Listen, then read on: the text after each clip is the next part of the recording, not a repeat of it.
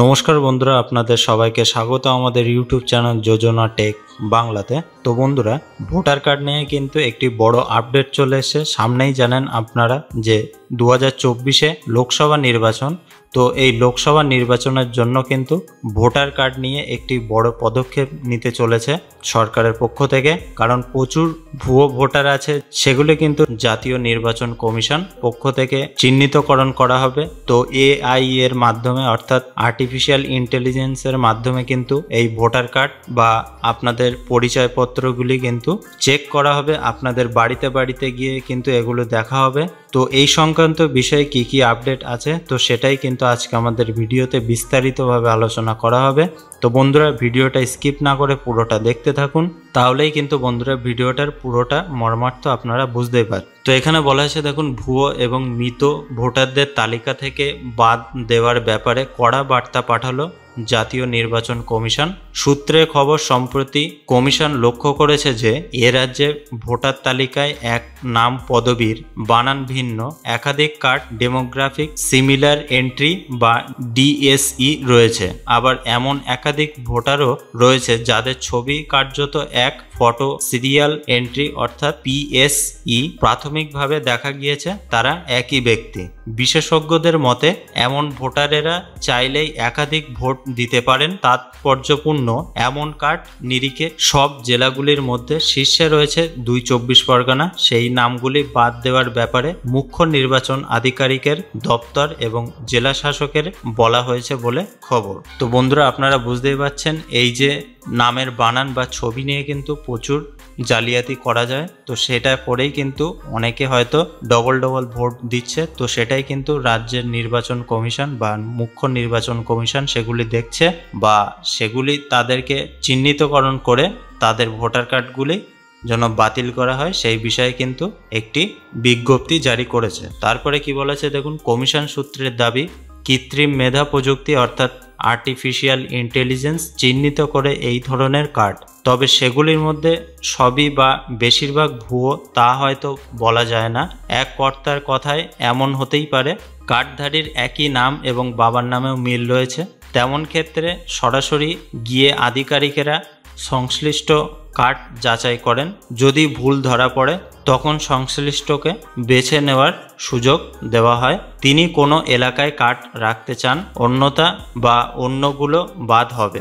এই ব্যাপারে জেলা প্রশাসনগুলিকে ইতিমধ্যে কাজ শুরু করতে বলা হয়েছে। প্রসঙ্গত ৫ই জানুয়ারি সংশোধিত এবং চূড়ান্ত যে তালিকা প্রকাশ করবে কমিশন, তার ভিত্তিতেই আগামী বছর লোকসভা ভোট হবে। তো বন্ধুরা, বুঝতে পারছেন, এই যে ৫ই জানুয়ারি, এই ৫ই জানুয়ারির মধ্যে একটি চূড়ান্ত তালিকা, ফাইনাল তালিকা কিন্তু প্রকাশিত হবে, অর্থাৎ কমিশনের তরফ থেকে প্রকাশিত করা হবে। তো তার মধ্যেই কিন্তু এই কাজগুলি কমিশনের পক্ষ থেকে সবগুলি সম্পন্ন করা হবে। তারপরে কি বলেছে দেখুন, তার আগে ভোটার কার্ড সংক্রান্ত জেলা ভিত্তিক তথ্য কমিশন সংশ্লিষ্ট সকলকে পাঠিয়ে দিয়েছে। তাতে দেখা যাচ্ছে ডিএসই ভোটার কার্ডের সংখ্যা রাজ্যে ৪১,৬৫১টি, অর্থাৎ এইসব কার্ডে একই ব্যক্তির ভিন্ন বা বদল করার নাম রয়েছে।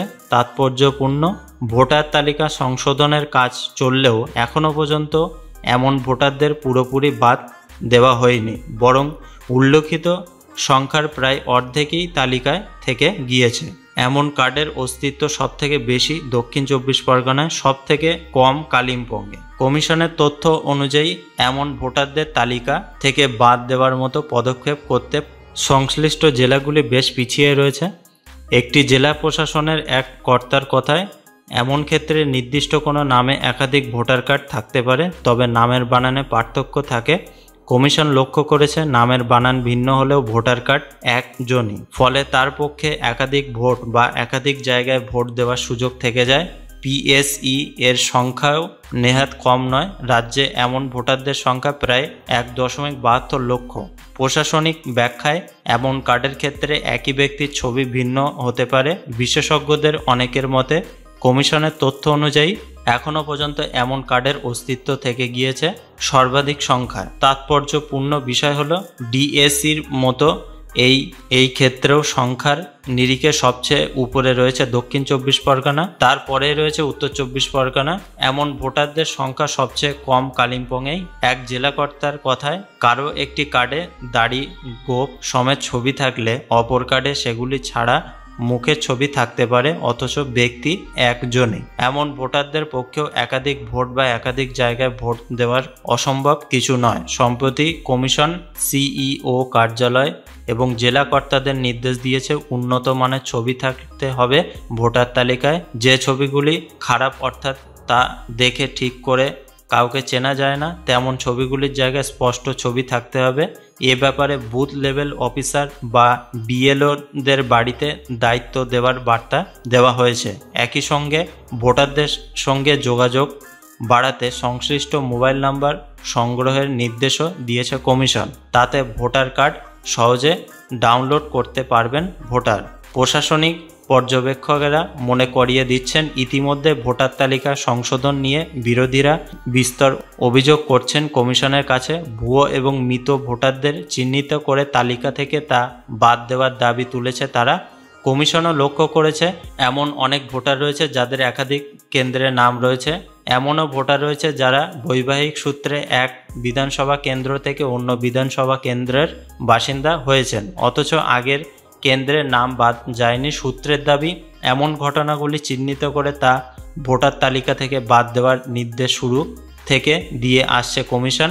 এ নিয়ে প্রায় নিয়মিত প্রতিটি জেলা শাসকের সঙ্গে ভার্চুয়ালের মাধ্যমে বৈঠক করতে হচ্ছে সিইও অফিসকে।